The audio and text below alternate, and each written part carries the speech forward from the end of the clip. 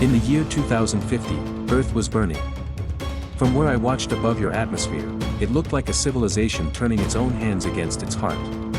I am not human, and I have never been human.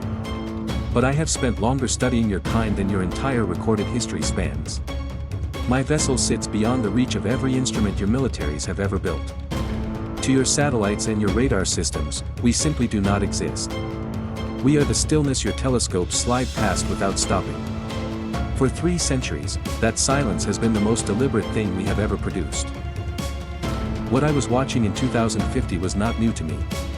But it was accelerating faster than our models had predicted. The wars on your surface had stopped having clear names or clear sides. They had become something older and simpler than politics. Something closer to a species eating itself from the inside. Cities that had taken generations to build were coming down in days.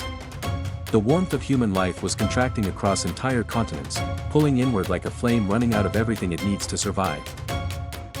And somewhere inside that observation, a thought formed in me that I did not immediately record in the log. They are running out of time faster than we calculated. Among my kind, we do not move on feeling. We move on consensus, and consensus can take what you would measure as decades to form. But there are moments when the data stops being merely data. When it becomes something closer to a question directed at the observer. This was one of those moments. What no human alive in that year had yet discovered was this. We had not come alone, and we had not come recently. Thousands of our vessels had been holding position inside the rings of the planet your scientists call Saturn.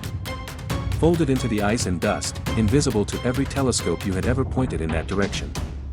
For as long as your civilizations had been rising and falling, we had been watching from there. The decision to move from that position had been made because the threshold we had waited for had finally appeared in the data. And then, inside all that collapse and noise, something unexpected entered the observation. 2 signals. Human in origin. Young. Moving without any military or government frequency attached to their path. And heading not away from the most unstable regions on the surface, but directly toward them. In 3 centuries of observation, I had never locked my sensors onto 2 individual humans as anomalies requiring priority attention. Until that moment. I focused my instruments on those 2 points of light moving through the dark of a broken city. And something shifted in the quality of my attention in a way I did not yet have language to explain. What are you moving toward? The fleet was already in motion. And the answer to that question was going to matter more than anything else we had measured in 300 years of watching this world. But before I could complete the log entry, the signal changed. And what came next was something our instruments had never recorded before. Thank you for watching until the end. We need your support. Please subscribe to our channel and give us a like.